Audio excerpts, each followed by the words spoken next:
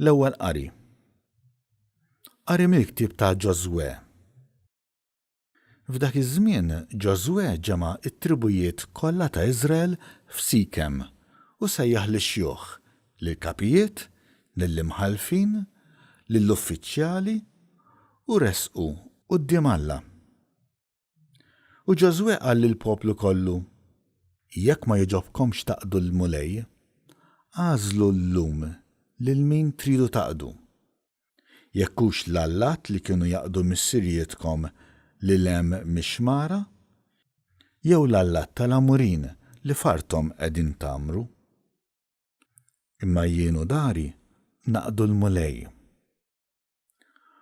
U l-poplu kollu jieġeb u qal: ma jkun qatt li aħna nħallu l-mulej biex naqdu allat oħra, għax kien il-mulej Alla tagħna li talla lilna u l-missirietna mill-art tal-Eġittu minn dar il-jasar u li għamel qudiemna stess dawn il-ħwejjeġ kbar u ħarisna matul it-triq kollha li minna għaddejna u fost il-popli li minn ġo nofshom samna. Għalhekk aħna wkoll il-mulej naqdu għaliex hu Alla tagħna. Il-kelma tal-mulej.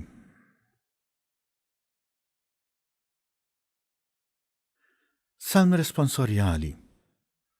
Ippruvaw u taraw kemm hu tajjeb il-mulej. Kull ħin imbierek il-mulej, tifħiru dejjem fuq fommi.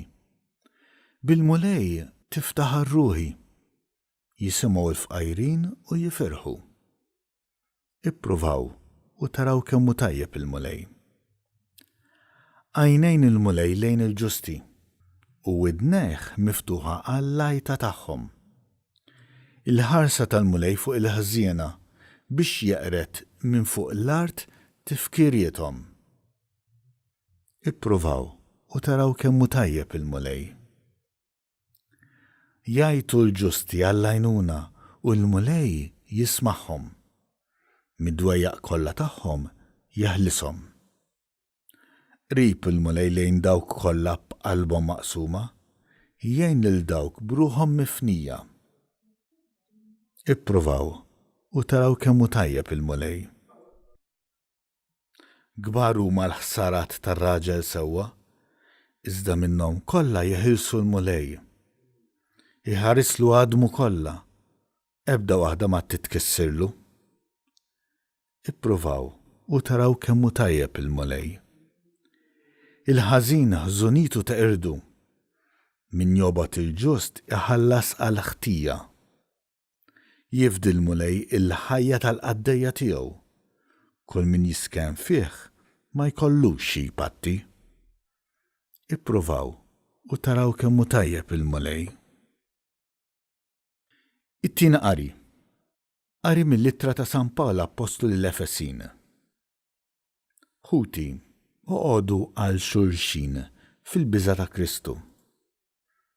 Intom in-nisa oqgħodu għal żwieġkom bħalli kieku għal mulej.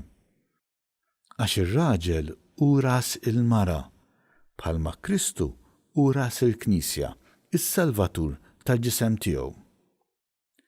Għalhekk, bħalma l-Knisja toqgħod għal Kristu, hekk ukoll in-nisa għandhom joqogħdu għal żwieġhom f'kollox. Intom l-irġiel ħobbu n-nisa tagħkom, kif Kristu ħabb il-Knisja u taħajtu għaliha.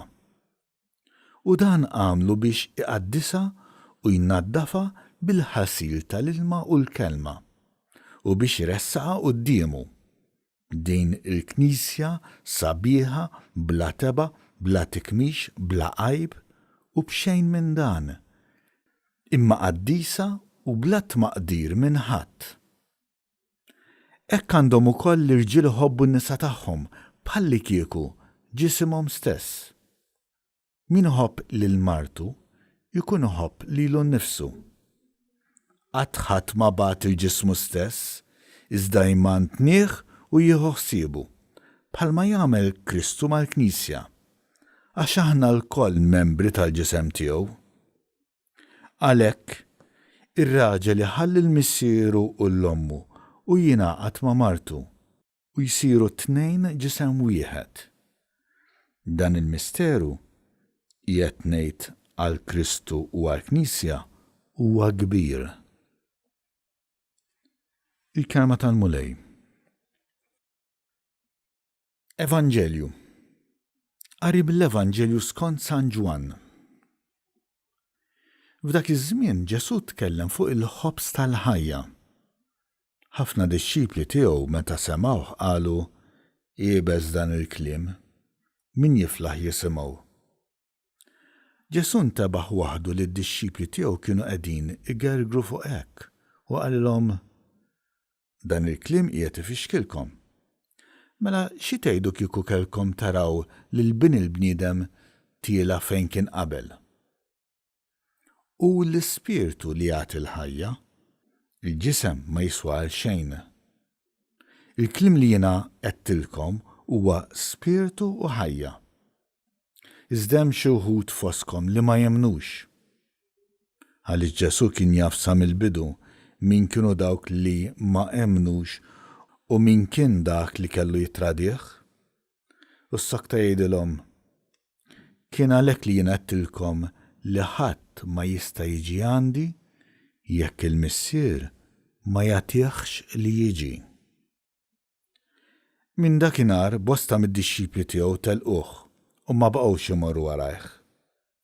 Imbagħad Ġesu qal lit-tnax tridux titilqu intom ukoll. Wieġbu x'mun Pietru, mulej, ant min immorru. Inti għandek il-kliem tal-ħajja ta' dejjem u aħna emminna u għarafna li inti l-qaddis ta' Alla. Il-kelma tal-mulej.